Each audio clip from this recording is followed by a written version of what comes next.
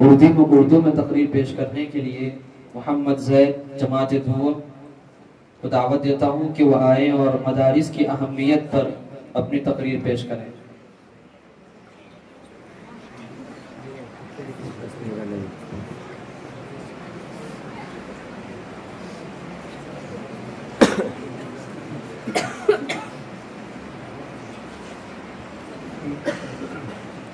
السلام علیکم ورحمۃ اللہ وبرکاتہ۔ نحمده ونصلی علی رسولہ الکریم، اما بعد فاعوذ باللہ من الشیطان الرجیم، بسم اللہ الرحمن الرحیم، وذکر فإن الذکرى تنفع المؤمنین، صدق اللہ العظیم۔ محترم حضرات، مہمانان خصوصی و معزز سامعین اکرام، آج میں آپ حضرات کے سامنے دینی مدارس کی اہمیت و افادیت اور ضرورت کے عنوان پر کچھ لفظ گشائی کی اجازت چاہتا ہوں۔ امید ہے کہ آپ تمام حضرات بغور سماعت فرمائیں گے۔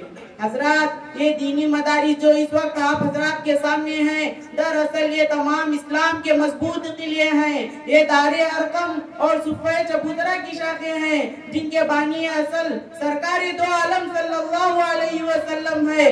در حقیقت یہ راہ جنت ہے۔ یہاں معرفت الہی کی کرنیں پھوٹتی ہے، یہاں علم نبوت کی شعاعوں کو جگمگایا جاتا ہے، یہاں مصلح امت کو پیدا کیا جا سکتا ہے، یہاں باطل کے تیز و تند آندھیوں کا مقابلہ کیا جا سکتا ہے، یہاں کفر و شرک کی تاریکی کا قلعہ خامہ کیا جا سکتا ہے، یہاں بدعات و خرافات کے امنتے سیلاب کو روکا جا سکتا ہے۔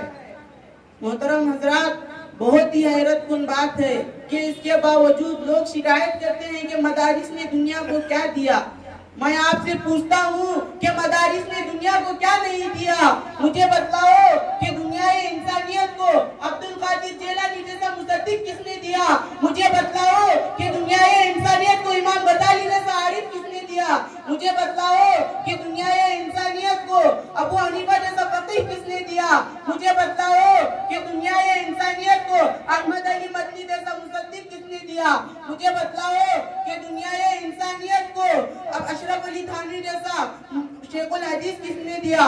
مجھے بتلاؤ کہ دنیا انسانیت کو حسین احمد مدنی جیسا اولو العزم کس نے دیا؟ مجھے بتلاؤ کہ دنیا انسانیت کو مفتی شفیع جیسا مفسر کس نے دیا؟ مجھے بتلاؤ کہ دنیا انسانیت کو ابو الحسن جیسا مبلغ کس نے دیا؟ مجھے بتلاؤ کہ دنیا انسانیت کو قاری طیب جیسا مدبر کس نے دیا؟ مجھے بتلاؤ کہ دنیا انسانیت کو شاہ ابرار الحق جیسا کس نے دیا؟ کیا یہ بات ازل من الشمس نہیں ہے کہ ان مراکز وطن سے سینکڑوں ایسی ہستیاں جنم لے رہی ہے جس کی بنا پر خدا اپنے غضب و قہر کو روک لیتا ہے، جن کا قلب و جگر اعلاء کلمت اللہ کے لیے وقف تھا، جن کی ساری زندگی اعلاء کلمت اللہ کے لیے وقف تھی۔ مجھے بتلاؤ کہ جن کی ساری زندگی اعلاء کلمت اللہ کے لیے وقف تھی، جن کی ساری عمر امت کی اصلاح میں مشغول تھی، جن کی ساری عمر امت کی رہبر اور رہنمائی میں مصروف تھی، جن کی ساری اصلاح امت کی اصلاح میں مشغول تھی، آج دشمنان اسلام کی نگاہیں ہماری مدارس و مساجد کی جانب اٹھی ہوئی ہے۔ آج کس طرح اسلام کی علم دین کی دوری کی وجہ سے عیسائیت و قادیانیت کے مکر و فریب میں آ کر نادان مسلمان گمراہ ہو رہے ہیں۔ آج کس طرح منکرین حدیث اور مدعین ائمہ کے دھوکے میں آ کر بھولے بھالے مسلمان گمراہ ہو رہے ہیں۔ آج جہیز اور بے پردگی جیسے ملعون فتنوں سے معاشرہ برباد کیا جا رہا ہے۔ آج دنیا ایسے ظلم و جور کے آندھیوں میں پھنسا ہوا ہے۔ مجھے بتلاؤ کہ یہ دینی مدارسی کے ذریعے باطل کے تیز و تند آندھیوں کا مقابلہ کیا جا سکتا ہے، باطل کو توڑا جا سکتا ہے، مدارسی کے ذریعے باطل کے تیز و تند آندھیوں سے ٹکرایا جا سکتا ہے، مدارسی کے ذریعے باطل کے تیز و تند طوفانوں سے ٹکرایا جا سکتا ہے۔ بس میں اسی بات پر اپنی تقریر کو ختم کرتا ہوں۔ وآخر دعوانا الحمدللہ رب العالمین۔